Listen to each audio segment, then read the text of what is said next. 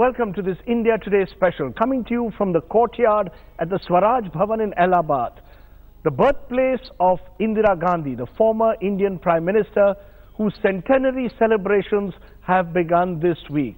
And joining us today is a very special guest, someone who knew Mrs. Gandhi intimately, the Congress President, Sonia Gandhi. Appreciate, ma'am, you're joining us and talking to us about Indira Gandhi. Let me start at the start. The first time that you met Indira Gandhi, do you remember it? Absolutely, and very well. She was in London on the way back from New York. I think she had gone for the opening of the Nehru exhibition in New York. It was 1965, and Rajdeep ji had already written to her that he had met this girl from Italy, whom he liked very much, and she asked him to bring me along to meet me. She wanted to meet me.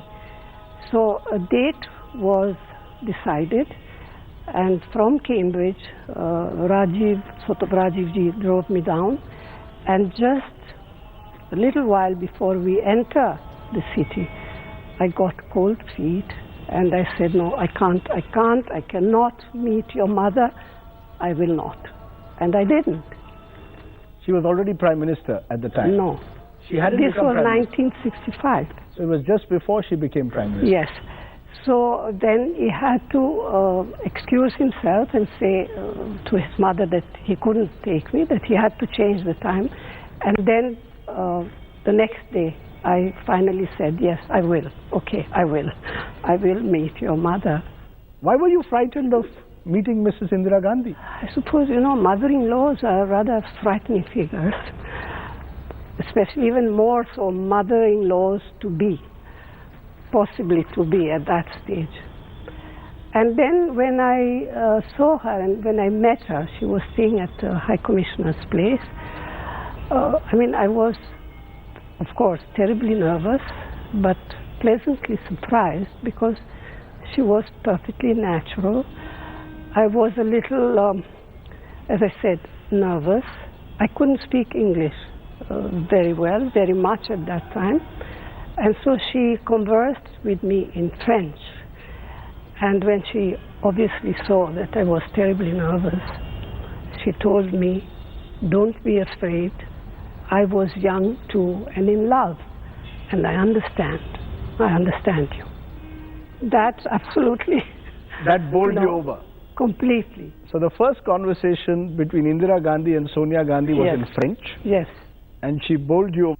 That's the quality that then appealed to you, the ability that she had to reach out to you, even though you came, in a sense, from a different culture, and she made you feel at home almost instantly. Absolutely. In fact, I came from a completely different culture, completely different background, and when it was decided, it was a bit of a longish process because then after I met her, a few months later, Rajdeep ji returned to India, and before returning to India, I came to meet my father and asked him if he would agree to his daughter marrying him. Then we were away from each other for about a year, and my father sort of relented. He saw Rajiv and he said, I know this man is a good man. But he was more worried about his daughter because he felt that going so far away to a place completely different with different customs, he felt that perhaps I would not be able to get used to these new ways. So he agreed to give me a return ticket to India and back. I was supposed to stay for 2 weeks and see for myself. But then my mother-in-law felt, in fact, she spoke to the two of us. She said, well, if you have decided, if you are sure that you love each other, then it's better if you go ahead and get married. By then she was Prime Minister. That was, yes. By then she was. So she did was that- Prime Minister. So That was actually, did she, when you came to India for the first time and lived with Mrs. Gandhi, what was she like at home? First I lived with Mrs. Bachchan till my engagement and marriage, and then of course I moved to Safdarjung Road, where I lived with my mother-in-law. What was Indira Gandhi like at home? Because the outside world saw Indira Gandhi as this tough, some even said dictatorial woman. What was she like at home? Completely the opposite. Completely the opposite at home? Completely the opposite, yes, she was. Give me an example of what was she like at home. I mean, was she someone who... Well, she was I thought she was the lady of the house. She was, but at the same time in a very gentle and sort of understanding way, at least with me. I suppose she understood my difficulties, for coming into her home, not knowing the culture, the custom, the language, even English for that matter. I could So you all speak spoke and in understand. French? No, by that time I could make myself understood in English. But she was completely the opposite of what people used to see her as. She was very warm, very kind. She would make sure that I would be given the kind of things that I liked to eat. She was very just like any other mother. So it was not a traditional Saas-Bahu relationship, No. because over the years the stereotype, which perhaps influenced you to be frightened of Indira Gandhi, is that the mother-in-law, daughter-in-law relationship can be a tough one. Yes, well, it can be certainly so everywhere in the world, not only in India. And as a young girl then, I was frightened because that was the situation even in the country, my own country then. She never made you feel like an outsider? No. Or that, No. that you are someone who needs to... Did she sort of insist that you adjust to Indian culture? Or? She was a very intelligent woman, as you would agree. And she allowed me space and time to get used to new ways, to what were for me completely new ways, new food, new way of dressing. So she allowed me the space. Of course, occasionally she would say, well, maybe, perhaps instead of this, that. But always in a manner which would make me want to do so, rather than force me. Because I was told she kept a very, very good table. She was very clear about what people should have for lunch, for dinner. Indira Gandhi, as you say, outside the world of politics, was very much a homemaker. Yes, absolutely, she was. And she sort of taught you and took you through the whole process, is it?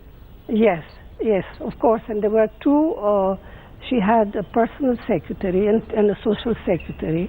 I used to refer to the three of them as my three mother-in-laws, because they would also help me along in the ways of the home, or Indian ways. What influence did she have over your politics and life? I mean, even now, 32 years after she's passed away, how much has she influenced your politics and your life, your entire transition to India and then taking that big step into politics?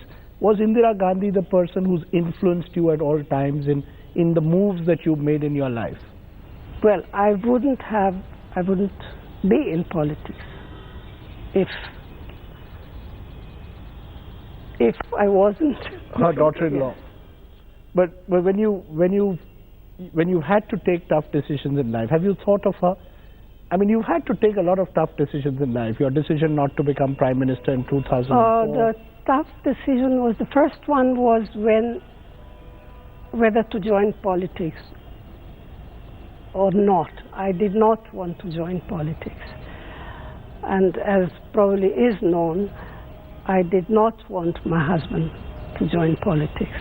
He was not keen to join politics. He was very happy as a pilot. We had our own pace, our own life, and but it's precisely because of a certain duty that I felt towards my mother-in-law and my husband, because I saw them struggle, work day and night to uphold certain values, certain principles. And when it came to my call, I felt that I was being cowardly not to respond to them. So you don't hold it against your mother-in-law sometimes that she virtually, as you say, forced your husband to join politics. You had to enter politics perhaps against your initial instincts because there was this image of Indira Gandhi, or the duty that you saw towards Mrs. Gandhi, that she saw politics almost as a duty and therefore virtually pushed her family members into politics. I don't think she pushed any member of her family to join politics. But I think she brought up her sons in a manner in which they appreciated, they understood the kind of work, the kind of, in a way, sacrifice she had done to uphold certain values. Because I think she herself did not want to be in politics. Perhaps this is something that very few know. She didn't want to be in politics? She was not terribly keen to be in politics. But once she was in politics, she was the ultimate power politician.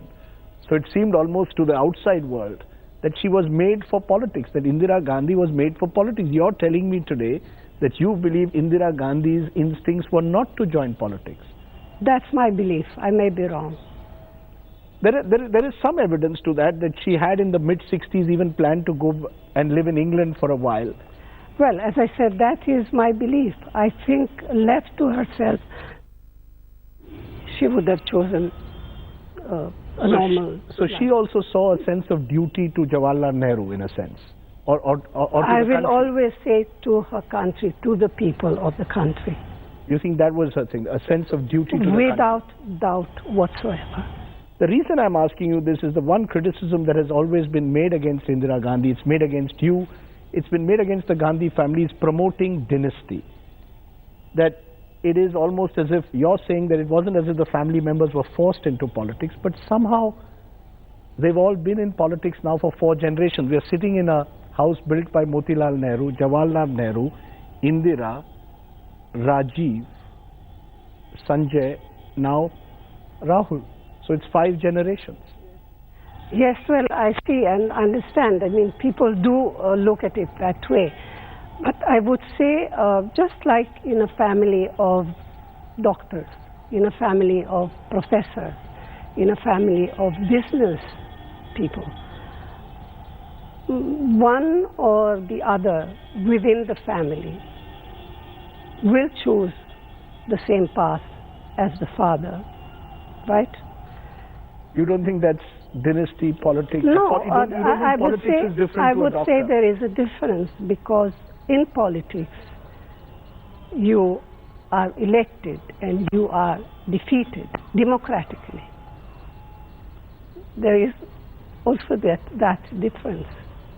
There is, but you don't. You believe that Mrs. Gandhi, because her father Jawaharlal Nehru was the ultimate Democrat, that Mrs. Gandhi somewhere was the one who pushed the idea of the family before? No, I don't believe so. It was always country first?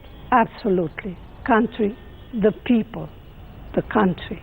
Is that what also eventually led you to take that big decision in 19? Yes, because, by that time there was nothing else in my mind but to uphold my mother-in-law's ideals, values, not my mother-in-law's, but those of the Congress.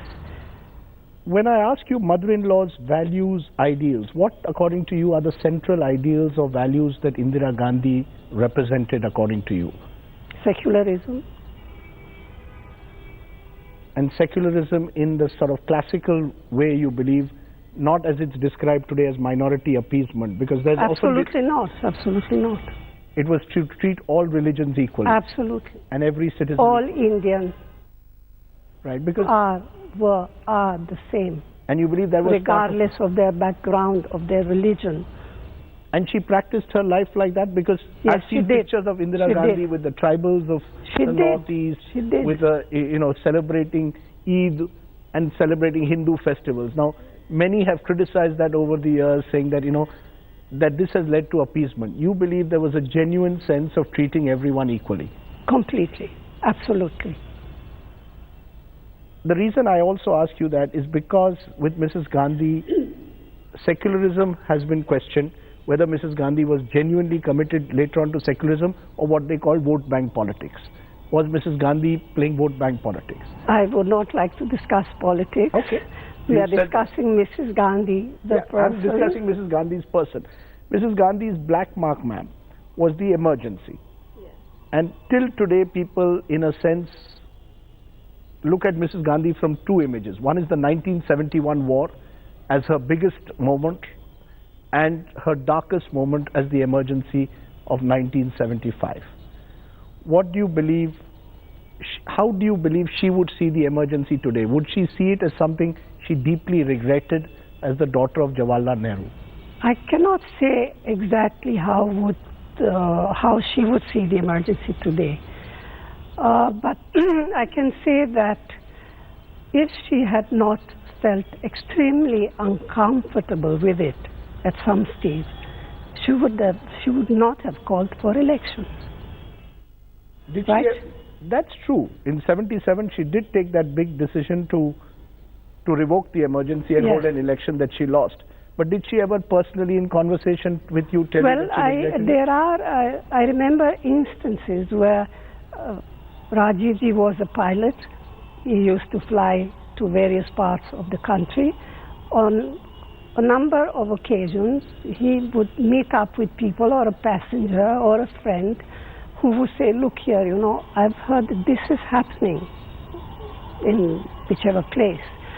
And he would tell his mother, and I could see that she would take it and she would listen to it and she would think about it. But she never openly ever told you, Sonia, I will write it in my own book. That's what I'm wondering. Are you going to? Yeah, because you should. You should. Nobody knows Indira Gandhi. If and when. If and when. I thought it's about when more than if.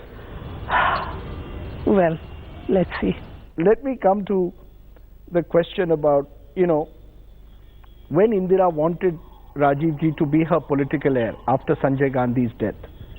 You have publicly said that you were against it. You're saying it even today. Yes, I was completely against it. It's said famously in the book, you fought like a tigress to stop your husband from doing it. Did that change your equation with your mother-in-law those last years? No, because again, she was a very intelligent woman, don't forget. She allowed the two of us to work it out amongst ourselves. She never said anything to me.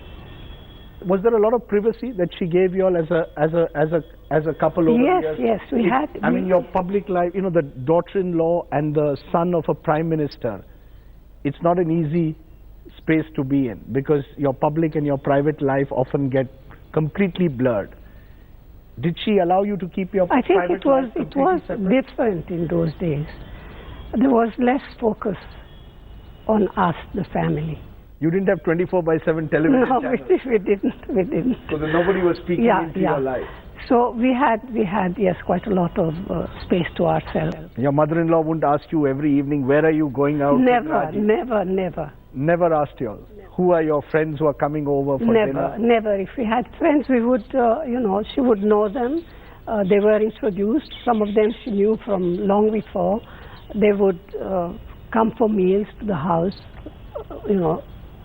at her table. So there are those, ma'am, who say the Congress party today needs a leader like Indira Gandhi to take on someone like Narendra Modi. The reason they say is Mr. Narendra Modi is this tough prime minister, much like Indira.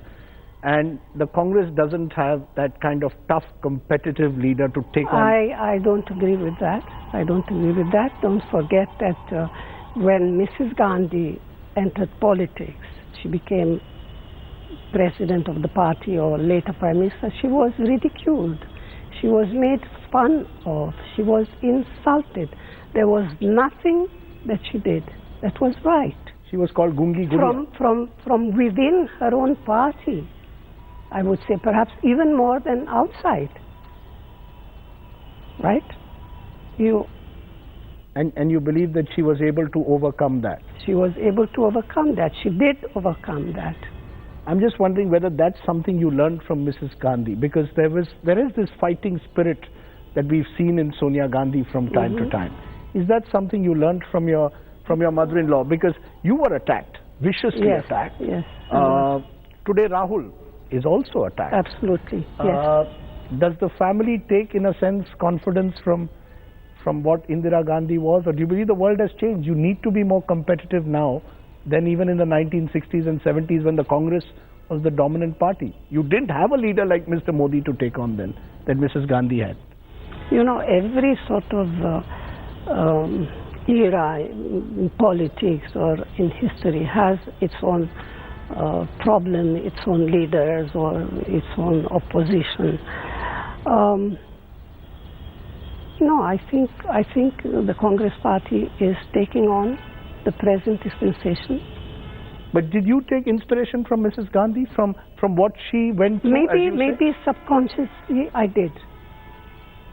I can't say that I sort of studied her, what she did or no. I never did.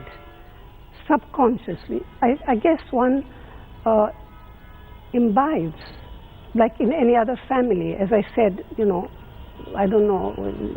And you think your children also? Because now today when you say that they can take on, you think they have that spirit? You think absolutely. It's not true that Rahul and Priyanka have had more sheltered lives, unlike your mother-in-law who went through the freedom movement? Not at all. So they can take on the likes of Mr. Modi? Absolutely. So much more is expected of us because we have a certain surname, because we belong to a certain family, and we sort of gather some sort of inner strength to make it possible for us to face such things. So you don't sort of, I know this is a political question, but you don't sort of see the Congress as a party which in Mrs. Gandhi's time was the dominant party of the country. Now you have to come up from 44 seats. You don't think that it's all... I think that it is absolutely possible. Not only it is possible, we will come up from 44 seats to the seats needed to have strength, full strength in power. You will come back to power, you believe? Absolutely. In politics, you win, you lose. You come up in power, you go down. It's part of life, in every sphere of life. The reason do you get troubled when people ask you, when political observers or people write, or BJP leaders say, Narendra Modi is like Indira Gandhi, he's the, that power politician? Does that trouble you? It doesn't trouble me because I don't believe in it at all. I have my own very clear view. There is no comparison. There is no comparison? Absolutely not. Absolutely not. As a power politician? Absolutely not. Let me ask you a question that many also ask. Priyanka Gandhi, your daughter, is supposed to resemble Indira Gandhi.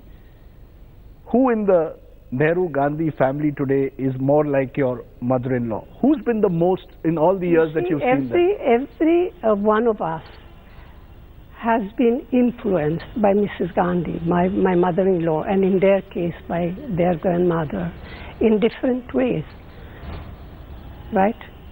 I've been influenced in my own way, in a particular way, Priyanka in another way, Rahul in another way. So it's not about... There is no model kind of thing, that, oh yes, I am, or she is, or he is.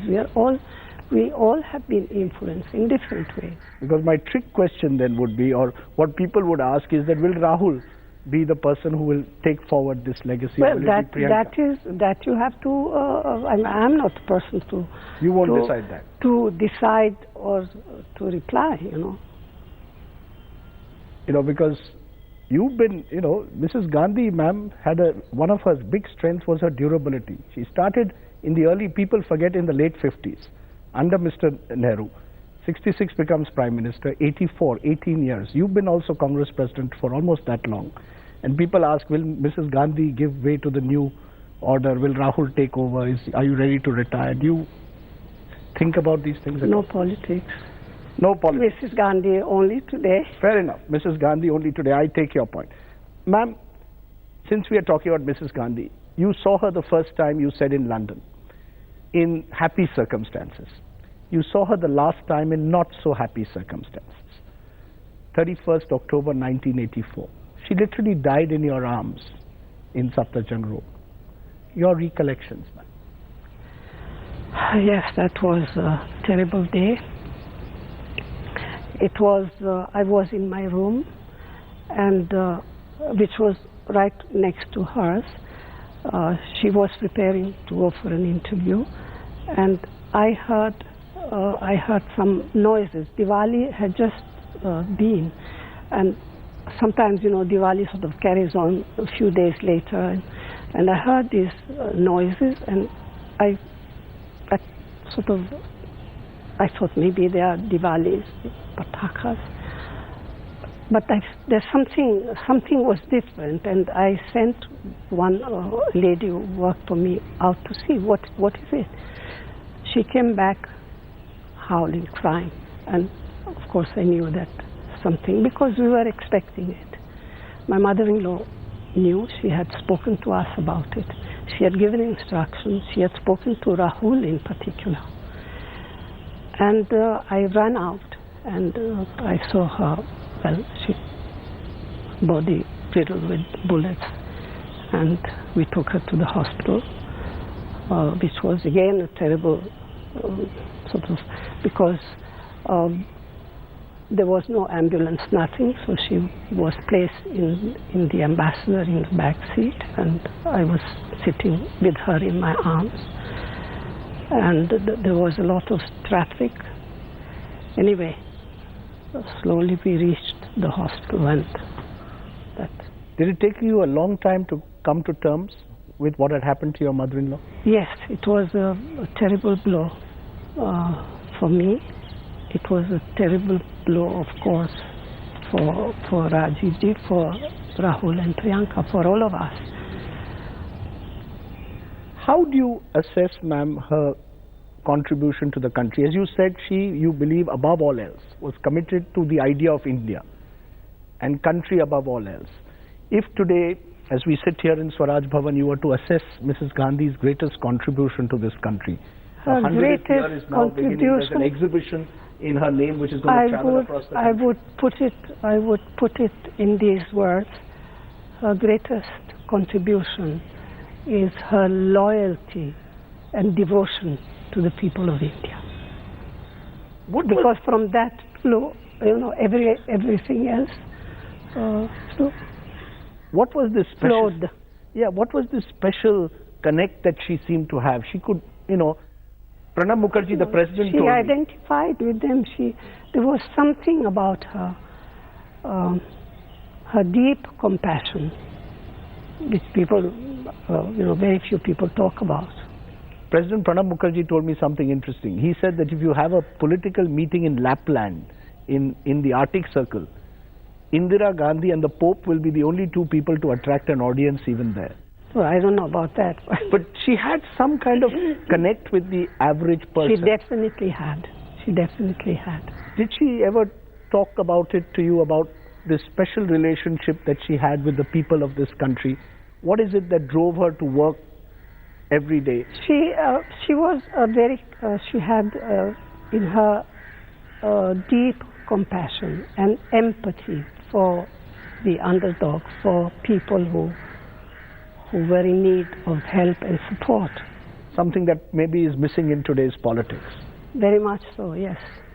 The reason I ask you this is because she also was the first, you know, an Indian woman in 1966 to become the Prime Minister of the country. America couldn't produce a president in 2016 who was a woman. The fact that she was a woman, did that in any way, you think, did you see that side of her? Was she proud of her sort of almost feminist? Was she ever a feminist, or was she, as someone once put it, the only man in her cabinet? Did she ever, the fact that she was a woman Prime Minister with all the men around her at that time, we were still a very male-dominated society. Did that affect Mrs. Gandhi in any way, influence her decisions, make her tougher maybe? I don't think so. In fact, I think she did say somewhere, I seem to remember, that she never felt that she was a woman amongst all these colleagues of her. She always felt an equal to them. You know, I asked you about her darker moment, which was the emergency, but possibly her greatest triumph was 71 and the war and the victory over Bangladesh. Did it change her in any way at that time? You know, do you remember that period and Mrs. Gandhi in that period? Was she very different at home, outside? Because it must have been a difficult period. No, she wasn't different. Of course, she felt strongly for the people of East Bengal, because if you remember, there were terrible atrocities committed on the people of East Bengal. I remember as a young, of course, yes, I was young then, we used to hear horrific stories, and she felt sort of genuinely pained about it. She would take those troubles. She suffered with those people. She would take the troubles home. She would, when she came home. No, she would. Of course, she would come. She would tell us about what was happening there. The reason I'm asking you is because after 71, she was made Ma Durga in the eyes of people. Is that how she saw herself, as Ma Durga? No, absolutely not. How would she have seen herself? Absolutely not. She saw herself purely as someone who had this special relationship with the Indian people. Yes, absolutely, absolutely. Which is why, in conclusion, as this exhibition now comes, a traveling exhibition on her 100th birth anniversary goes across the country, a young generation has grown up, which hasn't even seen Mrs. Gandhi, all born after 1984. What would you like that young generation to see in Mrs. Gandhi through this exhibition? What is it that you... To try and understand and see a woman who was completely and totally devoted to her people, who was willing to give up everything, including her own life, for the people of her country. So it's the sense of sacrifice that she gave. And do you think that came from her father, and the fact that she herself had been through that freedom struggle, that she grew up in this place? She grew up during that period. In fact, she herself was jailed for not for long, but in fact she was during the freedom movement. She herself had organized a Banar Sena of young kids who used to go around quietly, pass on information to leaders or seniors because they were watched by the police, and to distribute quietly leaflets against the British government. So her sense of patriotism is what drove her. So it was very, very strong in her. It was, I would say, it was everything. The reason I'm asking you this is because we are sitting here actually in the very space where she was born, where in a sense the influence of Motilal, Jawaharlal, should be still felt in a way. Of them, of course, and all the other stalwarts of the freedom movement, because this was the center where, all of them used to meet and strategize. So, and she knew them all. She met them all. Of course, she was very young, and then later on, but she knew they were like a family. They were like family for her. You have a favorite Indira Gandhi moment? She had a very good sense of humor, I'm told. She could be very cutting. She had a very cute sense of humor. She was a wonderful letter writer. She was a wonderful She'd write you a lot of letters? friend. Yes, not only to me, but to her friends, to relatives, to colleagues. Little notes that she would leave for you? Little notes that she would leave for me, for other members of the family. Yes, yes. And she, I think, another aspect of Mrs. Gandhi that perhaps is not so well known is that she was interested in everything and everybody. She had great interest in music, classical music, Indian and Western, heritage, Environment? classical She was art, the original environmentalist? classical art, folk music, environment, of course, you know, flowers, trees, mountains. She had this great interest, I would say, in everything and everybody.